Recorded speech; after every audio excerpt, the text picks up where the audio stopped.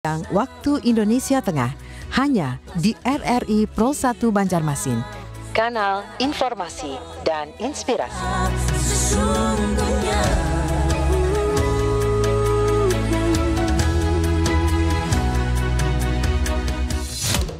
Kanal Informasi dan Inspirasi Pro 1.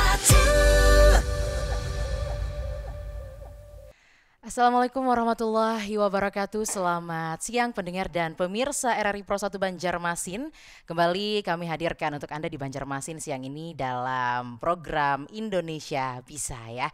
Dan hari ini pendengar dan pemirsa ya, Indonesia Bisa mengangkat tema yang menurut Anda cukup menarik dan menjadi hal yang terus menerus ya untuk menjadi awareness kita bersama terkait narkoba ya. Bagaimana juga narkoba ini jadi ancaman untuk kita semua loh pendengar ya, bahwa narkoba itu bisa menghancurkan generasi penerus bangsa, apalagi kalau misalnya tidak ada yang namanya pencegahan, terus juga bagaimana tidak ada rehabilitasinya. Nah makanya kita hadirkan untuk Anda semua, topik hari ini adalah narkoba tanggalkan, harapan dekatkan. Nah kita tinggalkan, kita tanggalkan gitu ya, lepaskan semua mungkin kecanduan gitu ya, apalagi orang yang mau coba-coba saat ini, jangan sampai coba-coba ya pendengar ya, karena luar biasanya juga data dari Indonesia gitu ya, secara global di tahun 2024 itu mencapai 296 juta jiwa ya, yang kita bandingkan dengan tahun sebelumnya itu adalah naik 12 juta jiwa. Nah untuk hasil surveinya pun juga beragam usianya gitu ya, bahkan dari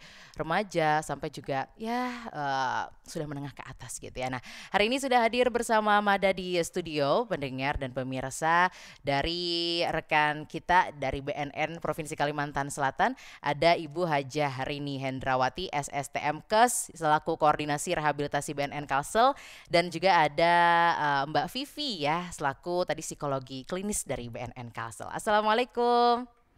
Waalaikumsalam warahmatullahi wabarakatuh. Apa kabar Bu Rini dan juga Kak Vivi? Baik. Alhamdulillah kabar baik. Sehat ya? Salam sehat tanpa narkoba. Oh gimana salamnya, kita ajarin Mada. Gimana kalau kita salam sehat berarti bilangnya apa Bu?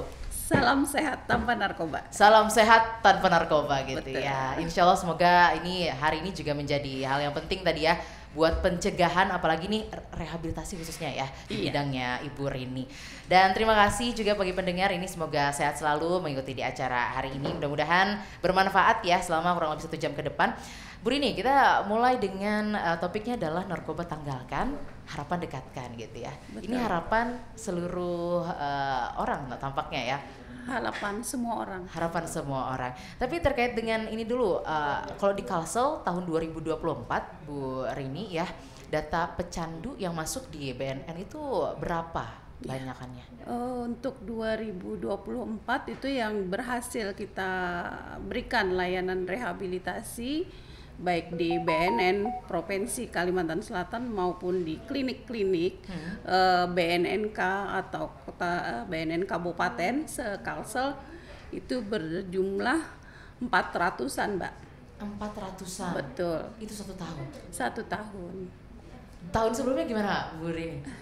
Memang itu? hanya ada penurunan pada saat COVID ya. Jadi seperti itu. Mungkin susah untuk ini ya, jalur-alur penyebarannya gitu ya. Jadi ada sedikit penurunan, tetapi setelah itu naik kembali. Waduh, ya Allah, kita harus benar-benar ini ya. Betul, itu seperti fenomena gunung es ya. Gunung es. Ya, betul. Jadi yang mungkin yang datang untuk meminta layanan rehab itu hanya sebagian kecil, saya rasa. Kecil ya. Jadi masih banyak yang belum mengakses layanan rehabilitasi. Nah, layanan rehabilitasi ini sebenarnya kalau di BNN Provinsi Kalsel itu untuk para pecandu narkoba. Yang ya, pecandu betul. narkoba itu apa sih, Ibu Rini? Oke, baik. Pecandu narkoba ya. Narkoba atau narkotika. Kenapa dikatakan pecandu? Di situ seseorang sudah mulai ketergantungan terhadap suatu zat. Okay. Di mana nanti dia dengan ketergantungannya itu akan menimbulkan gejala baik fisik, psikologis, jadi seperti itu, ada berdampak negatif. Nah, jadi orang pecandu ini memang seperti penyakit otak ya. Jadi harus Tidak bisa lepas gitu ya dari suatu tidak barang bisa gitu lepas. Jadi memang harus dia membutuhkan bantuan apa? Yaitu pemulihan berupa program rehabilitasi. Rehabilitasi itu seperti apa sih sebenarnya kalau dari BNN bentuknya, terus juga bagaimana gitu ya orang-orang yang kan ini harus punya kesadaran ya kalau saya memakai misalnya gitu ya, apalagi sebagai pecandu kan nggak semua orang gitu ya Bu ya untuk bisa sadar nih aku kecanduan aku harus direhab gitu ya. Betul sekali. Mungkin pecandu ini banyak sekali sebenarnya. Tapi orang yang sadar untuk mendapatkan layanan rehab atau orang yang sadar kepengen berhenti pakai atau pulih itu hanya sebagian kecil. Mungkin mereka masih merasa di zona nyaman masih dengan pemakaiannya, belum ada kesadaran dampak negatif yang menghancurkan gitu ya. Betul. Bahkan mematikan ya. Nah, jadi kalau biasanya di BNN provinsi ataupun di BNN kabupaten atau kota itu ya, yang kami berikan layanan adalah layanan rehabilitasi baik rawat jalan. Nah, kalaupun ada pecandu yang dengan kategori berat, itu kita berikan layanan rujukan. Karena apa? Di klinik Pratama BNP Kalsel belum ada layanan rawat inapnya Mbak, jadi fasilitasnya kami belum memiliki. Kategori tadi Bu Rini yang menarik ya. Ini nanti sebelum ke Mbak Vivi ya, tentunya masalah psikologis tapi rehabnya dulu nih. Ada kategori apa kalau misalnya dalam pecandu ini Bu Rini? Jadi kategori misalnya nih, kalau yang maksudnya klien datang klinik itu kita bagi 2 kategori. Jadi ada yang datang dengan sukarela. Mereka datang sukarela atas kemauan sendiri atau permintaan keluarga. Nah, itu disebut dengan voluntary. Kalau dia datang tetapi karena tangkapan aparat, nah itu biasanya compulsory namanya.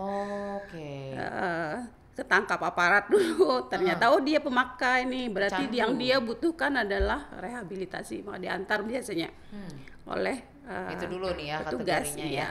Jadi ada 2 kategori, mereka datang itu sukarela atau karena tangkapan ya. Tapi kalau misalnya tadi yang berat, sedang, ringan itu tuh gimana dari ininya? Jadi biasanya ketika klien datang itu kita lakukan asesmen dulu. Jadi asesmen itu untuk mengetahui seberapa berat nih ketergantungannya atau kecanduannya. Terus dia pakai apa, zat apa yang dia gunakan gitu. Berapa frekuensinya yang dia gunakan, terus zat apa saja gitu ya. Biasanya itu namanya kita bilang asesmen. Dari hasil asesmen itu biasanya kita baru bisa simpulkan nih, pecandu ini butuhnya apa? Butuhnya rawat inap atau hanya rawat jalan. Ketika dia hanya ringan, berarti yang dia butuhkan cukup rawat jalan. Kalau sudah sedang ke arah berat, berarti yang dia butuhkan adalah rawat inap. Jadi seperti itu. Kalau ringan itu golongannya apa dari apa yang dikonsumsi atau seberapa lama dia mengkonsumsi sebenarnya Bu Rini? Dari seberapa sering dia mengkonsumsi. Berapa banyak yang dia konsumsi. Kalau yang sehari udah sampai ini gitu ya. Situasi dia pada saat mengkonsumsi. Kalau orang hanya coba-coba ya, mungkin dia hanya diajak teman terus dia mencoba gitu kan. Nah, itu biasanya kami kategorikan dia ringan atau hanya sekedar rekreasional atau situasional. Tuh jadi tingkatannya hanya ringan, Mbak. Kalau udah berat tuh berarti yang udah Kalau sampai berat itu ada ketergantungan di mana tubuh udah mulai menagih terus nih. Nggak bisa hidup ibaratnya nggak kalau bisa, nggak tanpa nggak benda ini. pakai. Jadi beda, dia sudah ketergantungan. Nah, tapi tanda-tanda seseorang telah terpapar narkotika tuh kan bervariasi ya, tergantung dari jenis narkoba yang dikonsumsi juga ya Bu Rini dan Kak Vivi ya.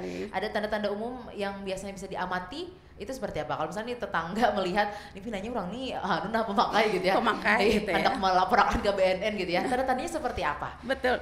Jadi ada mulai dari tanda-tanda fisik ya yang ditimbulkan, kemudian juga tanda-tanda psikologis ataupun perubahan perilaku dia seperti itu. Jadi ada beberapa yang bisa kita ini kan sebagai penyalahguna, tapi jangan juga sih begitu ada salah satu kita langsung vonis dia ini pemakai. Judgmental jatuhnya ya. Iya.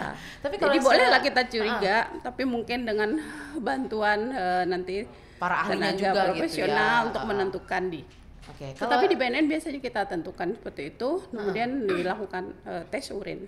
baik, kalau dari psikologis tadi Kak Vivi ini ya sebagai psikologis klinis di BNN Provinsi Kalsel, tanda-tandanya kan kalau psikologis tuh kelihatan ini ya dari apa ya perilaku sehari-hari. Perilaku. Seperti apa orang yang tanda-tanda gitu? Tanda-tandanya ya Mbak ya. Tanda-tandanya. Jadi sebenarnya kalau kita bilang tanda-tanda pecandu itu pasti erat kaitannya pasti dengan adanya perubahan mood.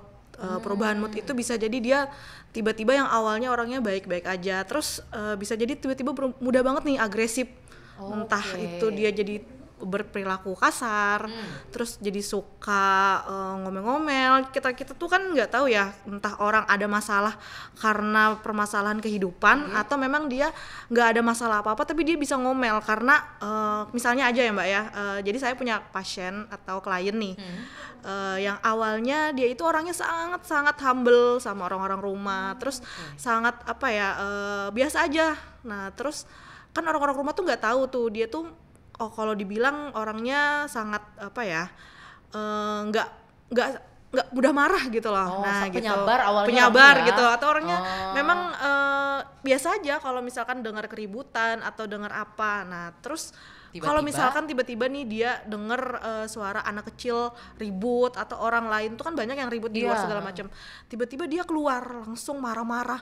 Bisa diam nggak atau gue berisik, nah gitu dia perubahan moodnya itu yang drastis. Nah, cuman kita nggak bisa nyalahin ya kalau misalkan satu itu dia pecandu nih, nggak bisa karena kan bisa jadi dia memiliki beberapa gejala kejiwaan ataupun permasalahan, jadi nggak bisa itu sendiri. Nah terus yang selanjutnya mungkin perubahan perilakunya itu ada yang namanya mereka itu tiba-tiba menarik diri dari lingkungan sosial. Terus yang awalnya mereka itu sering berinteraksi, berteman dan lain-lain, karena memang dia pecandu, akhirnya dia lebih sering mengurung diri di kamar karena mungkin makai sendiri.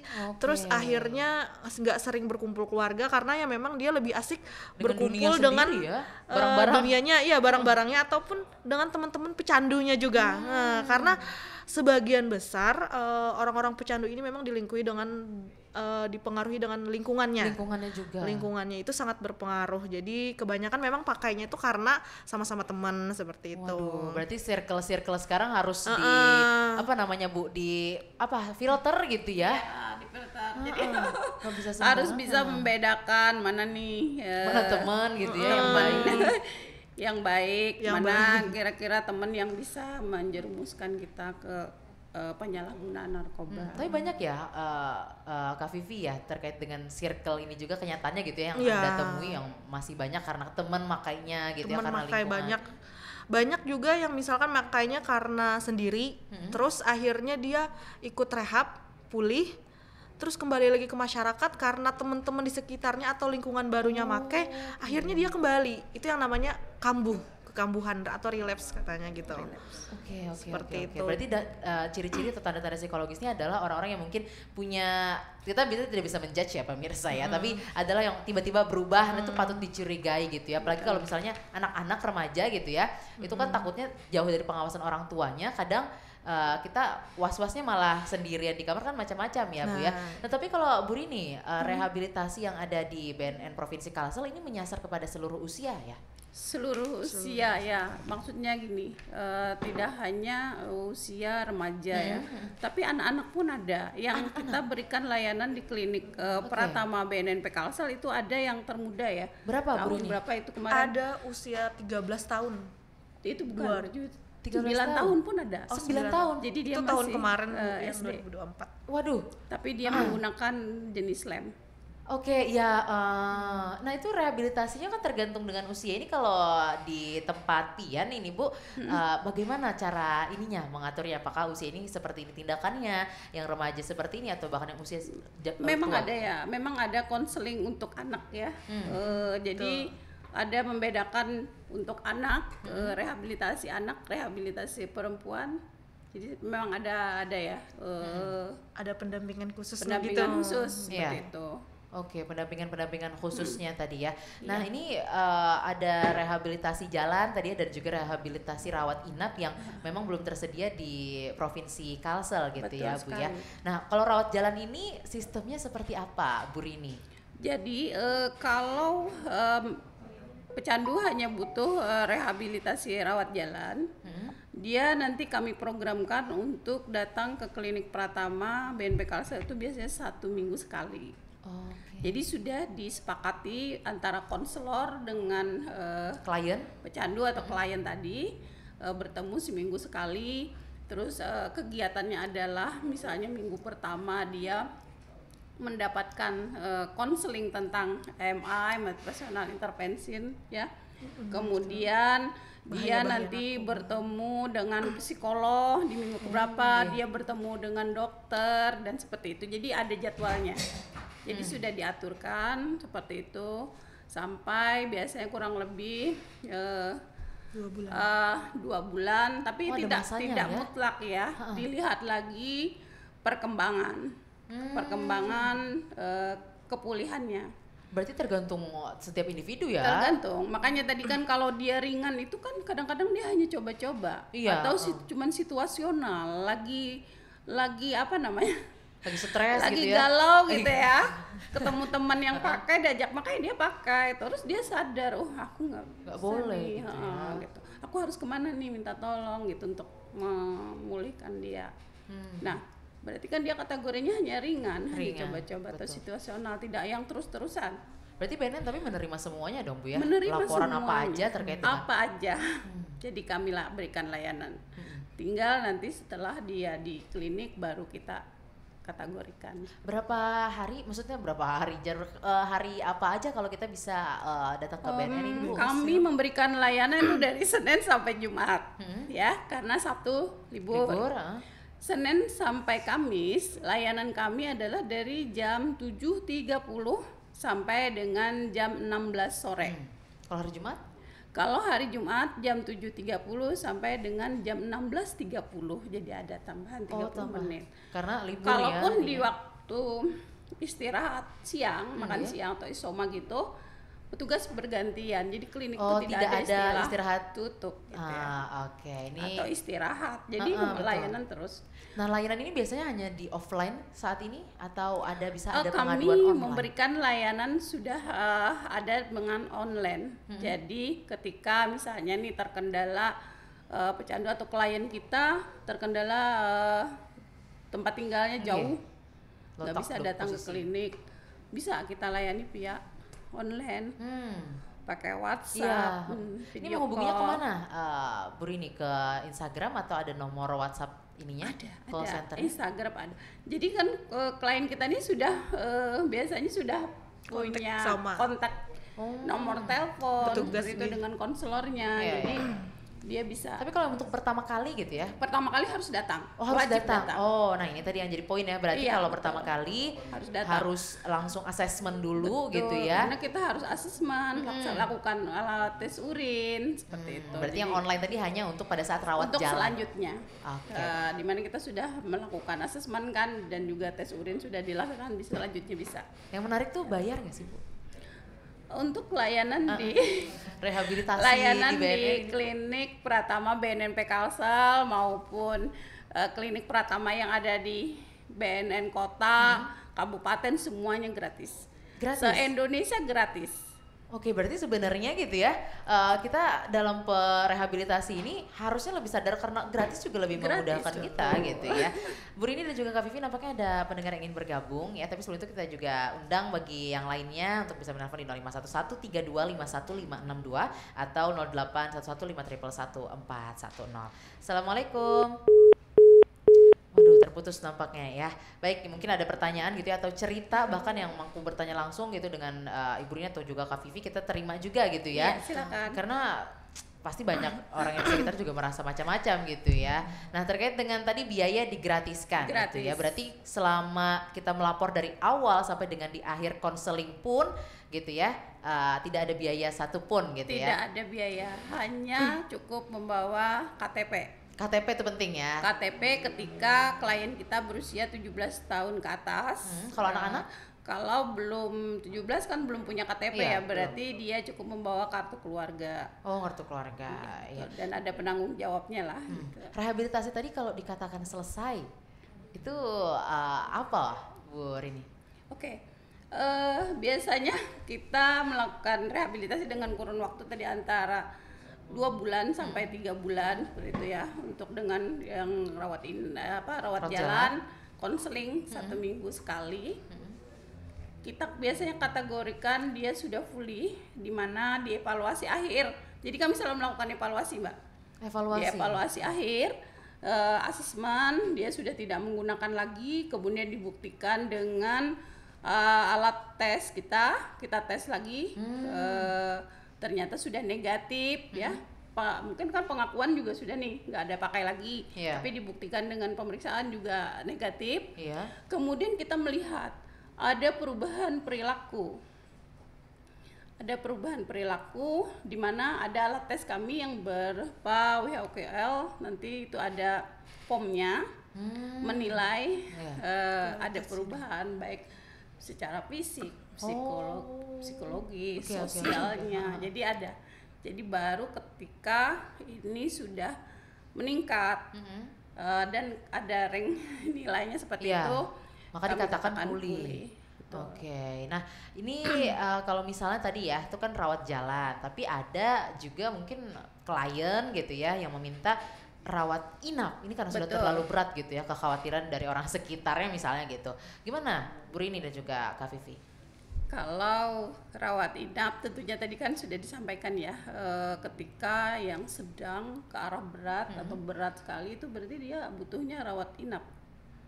Nah, kami di sini selalu memberikan alternatif kepada keluarga atau klien, dia maunya kemana. Ini kan rujukan nih ya. Kita melakukan rujukan karena BNN di Provinsi Kalsel belum punya tadi. Jadi arahnya kalau mau dekat berarti Rumah Sakit Jiwa Sambang Lihum.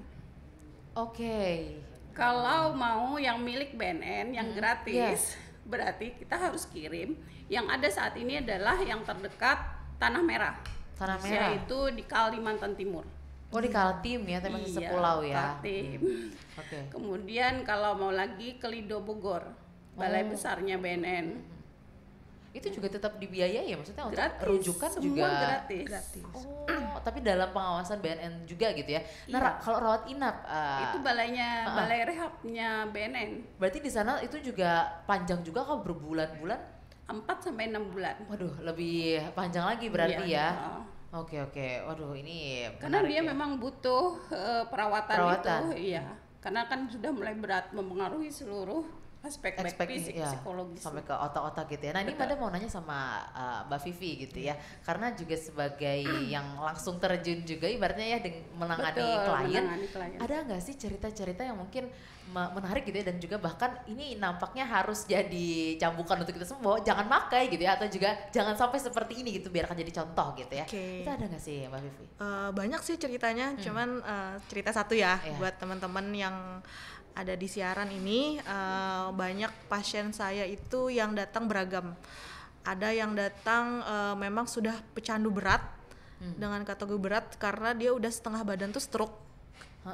Karena memang dia make sabu itu udah puluhan tahun, terus dan penggunaannya itu juga udah setiap hari. Jadi memang karena penggunaan dan sudah bertahun-tahun ya, jadi akhirnya mempengaruhi otak, terus fisik, segala kesehatan segala macam kan itu selalu terpengaruh ya. Nah terus akhirnya dia sadar bahwa kalau misalkan dia terus make, tubuhnya semakin rentak. Padahal umurnya itu baru 39 atau 40 gitu. Wah, masih tergolong muda ya. Tergolong masih produktif ya harusnya. Betul, dan dia itu adalah laki-laki. Nah, biasanya kan laki-laki nggak mudah untuk rapuh ya sebenarnya. Nah, seperti itu. Jadi karena pecandu, akhirnya tubuhnya semakin rentak. Bukan hanya karena dia memang tidak ada aktivitas atau apa, memang dia karena pecandu. Jadi akhirnya tubuhnya juga sampai yang stroke. Terus ada pasien saya juga yang lainnya 5 menit ngomong sama saya, konsultasi segala macam, akhirnya nggak ingat. Apa yang Jadi diomongin? iya, apa yang diomongin, karena memang nah itu salah satu tanda orang yang terpapar sabu ataupun narkoba, biasanya itu gangguan memori. Akhirnya dia sulit banget mengingat sesuatu ataupun informasi, mencerna sesuatu. Jadi kalau misalkan kita secara sederhana kita bilang bahwa narkoba itu berbahaya, tahu nggak narkoba itu berbahaya atau dilarang? Iya tahu. Kenapa? Kan tadi saya sudah bilang. Coba dijelaskan lagi. Terus dia blank. Oh iya ya. Oh kenapa dilarang ya? Itu sebenarnya banyak banget yang kayak gitu. Bahkan anak remaja baru usia 14 tahun dia udah sulit banget mengingat. Ketika belajar, pembelajaran segala macam nilainya sangat anjlok. Terus yang awalnya nilainya mungkin biasa aja, terus akhirnya nilainya tuh tiba-tiba anjlok banget dan akhirnya dia isolasi dari lingkungan sosialnya.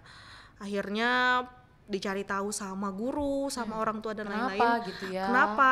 Oh ternyata dia terpapar dengan yang namanya narkoba langsung.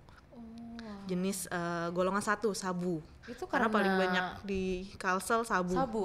Tapi itu karena kalau anak-anak tuh biasanya lingkungan atau ada pengaruh dari orang tua sih? Lingkungan kebanyakan itu lingkungan pertemanan, karena lingkungan pertemanan kita di Kalimantan Selatan itu sangat bebas ya ternyata sekarang. Anak-anak itu nggak terlalu diawasi sama orang tua, malahan anak-anak misalnya nih pulang dia udah kan di sekolah Banjar sekarang udah bisa bawa HP ke sekolah ya. Nggak ada peraturan kalau saya dulu nggak boleh bawa HP ke sekolah, terus bawa HP, terus mereka janjian setelah pulang atau misalkan lagi istirahat janjian kemana, terus difasilitasi dengan yang namanya kendaraan bermotor. Gitu. Nah jadi akhirnya setelah pulang sekolah mereka itu kadang ada yang izin les nih, pura-pura les gitu. Gitu salah satu klien saya. Kenyataannya pura-pura les. Ternyata mereka itu nyimpang ke taman ataupun di bawah jembatan kata mereka. Terus ternyata di sana tuh banyak teman-temannya itu bukan usia mereka tapi usia yang lebih tua. Jadi itulah yang namanya para pengedar ataupun kurir yang biasanya menawarkan secara gratis, yang akhirnya anak-anak ataupun remaja tersebut merasa nyaman dan akhirnya mau membeli nanti-nanti. Itu jadi difasilitasinya tuh gratis dulu nih, diiming-imingin barang gratis segala macam 2-3 kali, akhirnya sampai mau kecanduan dan lain-lain, akhirnya berani makai, berani jual barang, berani nggak jajan buat dapat barang itu gitu ya. Berarti secara nyatanya dampaknya tuh banyak banget negatifnya, nggak ada positifnya sih sebenarnya. Kalau misalkan ada positifnya mungkin itu dengan pengawasan dokter ya. Cuman kalau dokter pun mungkin nggak menyarankan untuk jenis narkotika dijadikan sebagai obat-obatan. Kalau misalkan ada alternatif yang lebih bagus mungkin itu nggak jadi jalan, kecuali mungkin orangnya yang memang sudah penyakit parah atau apa, itu saya nggak ngerti ya. Cuman kalau misalkan ada alternatif lain, kalau bisa janganlah, karena secara psikologis itu sangat berbahaya. Dan banyak dulu waktu saya pernah di rumah sakit jiwa kerja di sana, bahwa banyak ya orang-orang yang dengan gangguan jiwa itu karena substance abuse, gara-gara obat-obatan, entah itu sabu ataupun obat-obatan yang di lingkungan kita, entah itu obat batuk yang disalahgunakan, obat flu, nah seperti itu. Jadi dalam banyak banget dosis yang terlalu tinggi biasanya itu jadi penyalahgunaannya di situ gitu ya. Dan kadang nggak sesuai dengan resep dokter seperti itu. Betul sekali ya. Nah tadi yang pada garis bawahi juga adalah bagaimana peran dari orang tua gitu ya. Nah nanti kita bahas setelah ini ya, Bu Rini dan juga Mbak Vivi. Pemirsa dan juga pendengar jangan kemana-mana, kita akan break dulu. Setelah ini masih akan kita bahas terus narkoba tanggalkan, harapan dekatkan. Tetap di RRI Persatu Banjarmasin, kanal informasi dan inspirasi.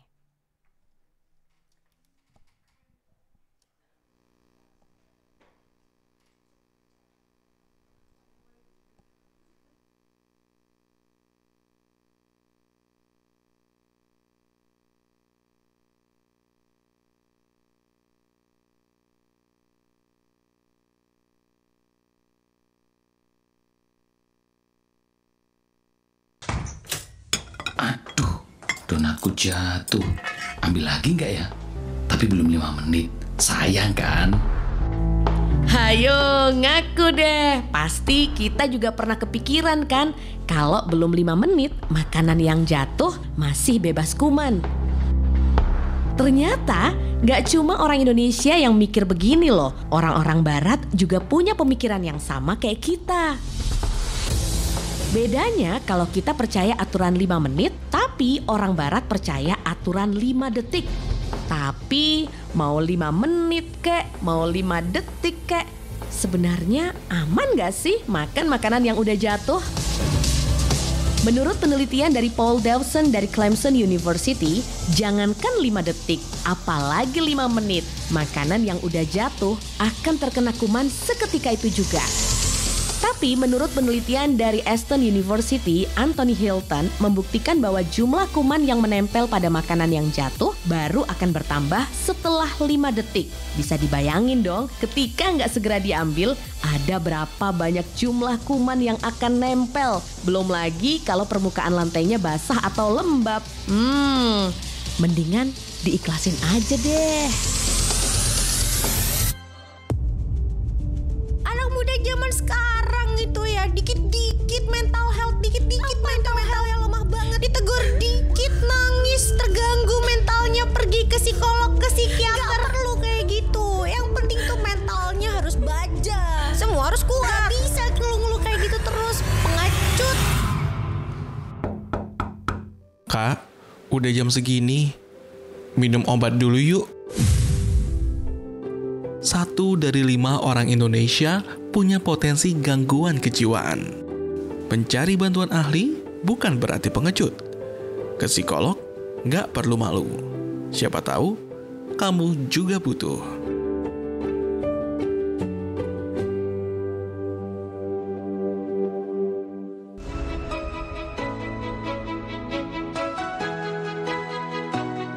Obrolan ringan seputar dunia kesehatan, pendidikan, pengarus utamaan gender, disabilitas, dan sosial budaya.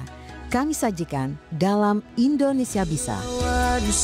Karena gagalnya lek, kemudian orang tuanya tiba-tiba bangkrut, itu stressful life event yang mereka tidak bisa handle, sehingga jatuhlah mereka menjadi ODDP. Jadi kalau ada masyarakat yang menggunakan narkoba, tolong laporkan ke kami, biar kami rehab di sana. Menggali informasi dari narasumber yang terpercaya dan berimbang.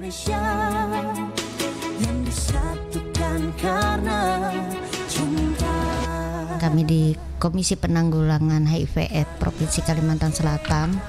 Kita dari SMK 4 ini kebetulan dapat program pemerintah ya, bantuan makan siang gratis untuk siswa. Nah, kebetulan Indonesia Bisa, setiap hari pukul 11 siang waktu Indonesia Tengah, hanya di RRI Pro 1 Banjarmasin. Kanal Informasi dan Inspirasi.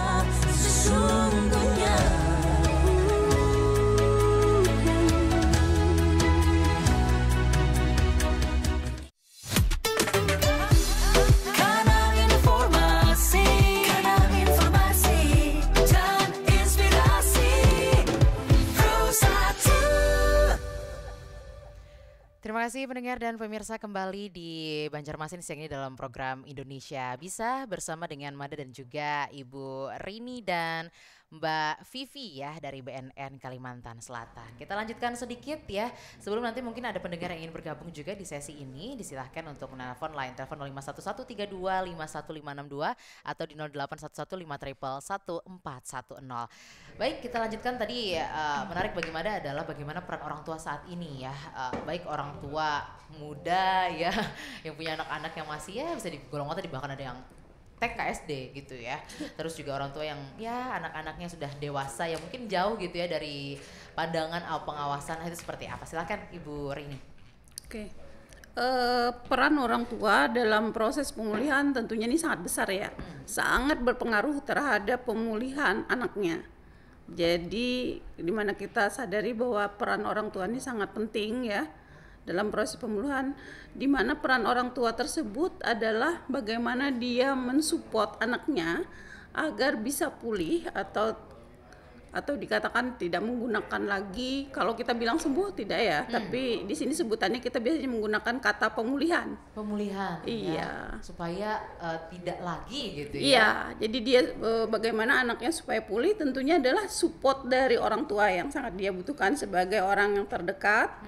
Nah, di sini biasanya orang tua juga kita berikan konseling, Mbak. Jadi di klinik kami itu tidak hanya semata-mata memberikan konseling kepada penyalahguna saja, tetapi kita juga memberikan konseling kepada keluarga agar mereka paham ini adalah proses pemulihan yang harus mereka jalani oleh anaknya, terus mereka harus seperti apa gitu, apa peran mereka.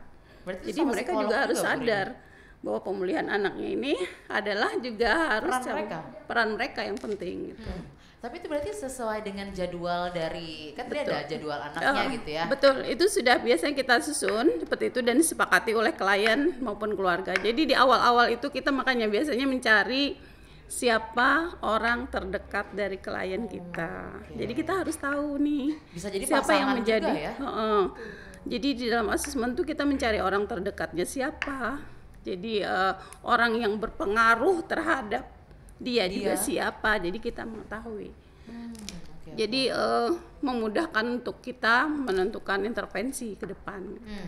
Berarti banyak cara sebenarnya ya dalam kita nih membantu orang yang lagi sakit gitu ya untuk bisa pulih tuh, jangan hanya berharap pada dia dan juga psikolognya. Betul sekali. Ya, tapi jadi kadang-kadang gini salah nih ya, jangan kita menjudgment anak yang penyalahguna ini kenakalan dia gitu ya. Padahal justru sebabnya tuh ada di dalam keluarga itu sendiri gitu. Kenapa dia pakai gitu ya? Kadang-kadang tidak sedikit loh kekecewaan anak terhadap orang tua. Jadi mungkin dari beberapa kasus kita kadang-kadang temukan, anak ini pakai justru dia karena kecewa terhadap orang tuanya. Orang tua tidak sempat meluangkan waktu misalnya nih terhadap anak. Anak dibiarkan bebas bergaul di luar gitu ya. Nah itu juga kadang-kadang sangat mempengaruhi. Jadi orang keluarga juga harus tahu ini penyebabnya apa sih anak mereka pakai. Jangan kaget, tahu-taunya mereka yang sebagai penyebabnya gitu. Tapi ya, memang ada ya, maksudnya anak-anak merasa bercerita gitu ya, apalagi dengan psikolog nih Mbak Vivi bercerita bahwa orang tuanya nggak ada gitu ya untuk menemani dia. Memang ada seperti itu kah? Banyak Mbak. Jadi kalau misalkan para klien kita yang remaja itu kebanyakan karena memang orang tuanya sibuk misalkan, ataupun mereka keluarganya itu juga karena ya ada yang makai, tapi itu cuma segelintir, tapi kebanyakan ya pasti orang tuanya sibuk, atau memang kalau keluarganya nggak sibuk tapi ya keluarganya cuek, nggak jadi pendengar yang baik. Kalau misalkan ada masalah ya sudah selesaikan sendiri seperti itu. Tidak ada wadah rumah gitu ya. Jadi nggak ada pengawasan ketat gitu. Jadi komunikasi antara orang tua misalkan sama anak ataupun antar saudara itu kurang. Jadi mereka ya nggak ada attachment ya, kelekatan, kedekatan. Akhirnya mereka mencari sumber nyamannya itu ya. Kenyamanan, perhatian di luar. Dan akhirnya di luar kan kita nggak bisa ya memilah ini yang baik segala macam, karena remaja kan mungkin mereka nggak terlalu bisa memilah ini orang yang baik, ini yang nggak benar nih. Pokoknya selama mereka nyaman, rame gitu ya. Udah nih, mereka nggak tahu itu tuh benar atau salah gitu. Ataupun memang keluarganya mungkin ya baik-baik aja, cuman ngawasin tuh kurang. Jadi kalau ditanya sama keluarga, ada masalah kah di sekolah atau masalah ini, kata anaknya nggak ada atau apa gini, ya udah, karena memang nggak ada diawasi, cuman ditanya kayak gitu ya sudah tok, karena memang pernyataan dari anak nggak ada, orang tua nggak mencari tahu dan nggak mau menggali, ataupun misalkan nggak mau untuk dekat dengan mencoba anak, untuk akrab gitu akrab dengan anak tuh gitu. Mungkin saya tambahkan, kadang-kadang keluarga begitu mengetahui anaknya makai ya atau anaknya pecandu justru menghakimi. Nah itu dia yang sebenarnya kami kadang-kadang harus jadwalkan konseling terhadap keluarga. Jadi ketika anaknya pemakai atau pecandu itu harus dibangun komunikasi yang efektif. Harus dibangun komunikasi yang mendukung. Betul. Jadi jangan sekali-kali menghakimi anak. Ketika dia pecandu terus dihakimi mau jadi apa dia ya kan? Semakin menjauh. Jadi kepulihannya semakin kecil gitu. Berarti Jadi di rumah yang pun harus ini ya kita support iya, ya. harus support. Jangan sekali-kali dihakimi seperti itu. Menghakimi ini bentuknya kadang-kadang tuh lebih menyalahkan dia gitu ya. Betul. Kebanyakan seperti itu. Tidak hanya keluarga, bahkan masyarakat kita kadang-kadang menjudgment ya. Nah, ini peran Stigma masyarakat negatif gimana juga, gitu. Bu Rini? Peran masyarakat bagaimana harusnya gitu ya? Mungkin secara umum peran masyarakat adalah memberikan pemahaman ya bahwa pecandu ini harus dipulihkan. Jadi pengetahuan tentunya ya, peningkatan pengetahuan kemana mengakses layanan rehabilitasi. Misalnya ada masyarakat, anggota masyarakat yang terpapar atau menjadi pecandu, ada masyarakat lain yang mungkin sudah mengetahui harus dibawa ke sini. Jadi saling memberikan gitu ya. peduli ya terhadap anggota masyarakat yang lain gitu. Kemana mengakses layanan rehab. Setidaknya dulu masyarakat harus aware juga gitu ya, terhadap harus ada campur tangan masyarakat. Dan sekarang kami juga dari BNN punya program intervensi berbasis masyarakat. Itu gimana tuh, Bu Rini? Jadi ada intervensi yang dilakukan oleh masyarakat kepada penyalahguna atau pecandu ini di masyarakat itu sendiri, dilakukan oleh masyarakat untuk masyarakat gitu ya. Jadi kita ini program ini menjembatani di mana bahwa masyarakat itu sebagian masih takut ya kalau datang ke BNN itu kan dicap merupakan ini sesuatu gitu ya. yang betul menakutkan ya. Jadi kami menjembatani itu kami adakan di tengah masyarakat. Kami membentuk unit berbasis masyarakat ini di kelurahan, ya tiap-tiap kelurahan. Gitu. Tapi bentuknya sama juga. Ya, bentuknya seperti ini juga. Apakah nanti layanan juga layanannya? Nanti memberikan layanan berupa konseling yang dilakukan oleh agen pemulihan. Agen pemulihan gitu ini ya? adalah orang-orang yang ditunjuk oleh lurah atau kepala desa kalau misalnya desa ya, di mana orang-orang di sini yang tentunya sudah mungkin bersedia untuk menjadi agen tadi ya, memberikan perhatian terhadap masalah-masalah penyalahguna ini. Artinya maulah bekerja saling memberikan upaya ya terhadap program pemulihan gitu. Nah ini pokoknya banyak gitu ya dari teman-teman BNN juga yang ininya. Tapi tadi selain itu ada layanan rehabilitasi narkotika, terus ada layanan apa lagi kalau di klinik Pratama namanya ya di BNN Kalsel? Kalau layanan di klinik kami, klinik Pratama ya, baik di BNNP maupun di BNNK Kalsel itu, yang pertama layanan rehabilitasi tadi, yaitu rehabilitasi rawat jalan. Kalau yang berat berarti kita layanan rujukan, konseling keluarga, kemudian juga ada layanan psikolog, tes psikolog. Baik yang tipe A, tipe B, nanti mungkin bisa. Kemudian ada layanan SKHPN, surat keterangan hasil pemeriksaan narkoba. Kalau misalnya perlu perlu gitu kan ya. itu menjadi syarat ya biasanya untuk kerja atau masuk bebas gitu ya. Sekolah, dicari di mana surat keterangan bebas narkoba gitu ya. Iya. Nah, jadi di kami ada memberikan layanan tersebut. Dan ada rehab itu yang paling penting tadi ya. Rehab betul. Hanya untuk konsultasi juga kami kalau buka. konsultasi juga masih bisa gitu ya. Bisa. Oke. Nah, kalau misalnya masyarakat ada yang masih bingung nih, hanya sekedar mau tanya-tanya aja, silakan datang di klinik kami. Jadi kami siap melayani. Pokoknya jangan dianggap remeh juga gitu ya. Jangan ya.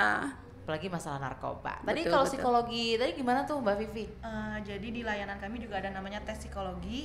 Yang pertama itu ada tipe A. Nah tipe A ini biasanya dipakai oleh orang-orang yang mau mutasi kerja misalkan, karena nggak melibatkan yang namanya tes kecerdasan atau tes intelijensi. Jadi kalau misalkan tes psikologi di sini ada biaya Mbak, kalau di Klinik Pratama BNN Provinsi Kalimantan Selatan. Kalau tipe A itu biayanya 250.000, itu langsung kita keluarkan juga suratnya. Terus kalau tipe B, nah itu biasanya untuk tes-tes penjurusan ya, penjurusan misalkan mau ke IPA ataupun misalnya eksak non eksak ya, seperti itu. Biasanya itu melibatkan yang namanya tes intelijensi atau tes kecerdasan, makanya itu biayanya juga lebih mahal karena melibatkan tes kecerdasan gitu. Jadi biayanya itu adalah 350.000 seperti itu. Oke. Nah, bagi pendengar dan pemirsa juga yang mungkin belum tahu alamatnya gitu ya, boleh dijabarkan di sini. Alamat Klinik Pratama BNN Kalsel yaitu berada di Jalan DI Panjaitan nomor 41. Kalau misalnya lebih enak lagi di samping Polda ya. Polda yang dulu. Ya, Polda yang dulu. Sekarang sudah jadi. Sekarang udah pindah aja. Ya, yang lama. Sekarang Polresta. Betul. Nah, berdampingan tuh kantornya. Oke, itu alamatnya ya. Pokoknya tadi di sana udah lengkap macam-macam Senin sampai Jumat gitu ya. Nah, terakhir Bu Rini dan juga Mbak Vivi gitu ya, harapan nih, apalagi harapannya untuk para pecandu, keluarganya, masyarakatnya gitu ya yang ada di Kalimantan Selatan dan sekitarnya. Silakan dari Bu Rini dulu, silakan. Oke, mungkin harapan saya adalah ke depan itu kita bagaimana bisa menciptakan generasi yang berkualitas. Tentunya adalah generasi tanpa narkoba. Jadi jauhi narkoba, dekatkan harapan ya. Tadi seperti yang tadi jangan sekali-kali mencoba narkoba, karena sekali mencoba itu akan ketagihan. Betul. Jadi katakan tidak pada narkoba. Jadi seperti itu. Terus dekatkan harapan, kalaupun sudah terpapar dengan penyalahgunaan obat atau narkoba, maka segera lakukan rehabilitasi. Datanglah ke Klinik Pratama BNN Kalsel maupun Klinik Pratama BNN Kota Kabupaten Sekalsel. Kami siap melayani. Siap selalu dan ya. Gratis. Gratis itu yang paling kita ini juga ya mungkin bagi masyarakat. Betul. Nah, kalau dari Mbak Vivi pesan-pesannya nih sebagai seorang psikolog juga gitu ya, silahkan. Oke, kalau pesan saya kalau bisa ya teman-teman ataupun siapapun dari ranah usia apapun, kalau bisa jauhi narkoba, karena kebanyakan narkoba pasti disalahgunakan karena memang karena ada stres, tekanan katanya, terus memang karena ada tekanan kerja dan lain-lainnya. Jadi pesan saya, narkoba ataupun narkotika ataupun jenis obat-obatan lainnya bukan jadi salah satu yang membantu kalian, tapi itu malah yang menjerumuskan. Menghancurkan kalian. Kalau bisa kalian jauhi, karena untuk memecahkan masalah ataupun lari dari masalah itu bukan ke narkoba. Kita boleh lari dari masalah sejenak untuk rehat, nggak apa-apa. Tapi kita balik lagi untuk menyelesaikannya. Jadi karena memang setiap masa kehidupan memang setiap kali pasti ada masalah ya. Betul. Jadi masalah itu pasti ada dan nggak perlu kita larinya ke narkoba atau ke narkotika. Jadi kalau bisa kita bisa selesaikannya dengan baik-baik, entah itu kita minta pertolongan dengan orang-orang terdekat, entah itu dengan teman dulu, curhat gitu ya kan, biasanya anak-anak sekarang kan suka curhat-curhatan. Jadi nggak perlu kita larinya ke narkoba ataupun misalkan larinya kepada para bandar dan lain-lain. Jadi semua masalah bisa diselesaikan dengan baik-baik dan jauhi narkoba seperti itu. Oke, terima kasih banyak pesan dan juga harapannya Bu Rini dan Mbak Vivi ya. Semoga ini menjadi hal yang pengingat gitu terus ya.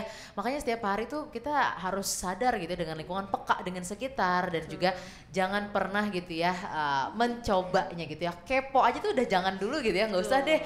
Ya udah yang paling kita tanam itu nggak boleh gitu, udah jauhin aja gitu ya. Nggak boleh, bener. Terima kasih banyak Bu Rini, Mbak Vivi sudah hadir di studio. Sehat selalu, kita ketemu lagi lain waktu ya, dan juga terima kasih buat para pendengar dan pemirsa yang sudah setia mendengarkan dan juga menonton dari awal sampai dengan akhir. Semoga ini bermanfaat untuk kita semua dan Indonesia bisa deh. Hari ini untuk edisi Senin 19 Mei 2025 kita akhiri. Terima kasih. Wassalamualaikum warahmatullahi wabarakatuh. Waalaikumsalam warahmatullahi wabarakatuh.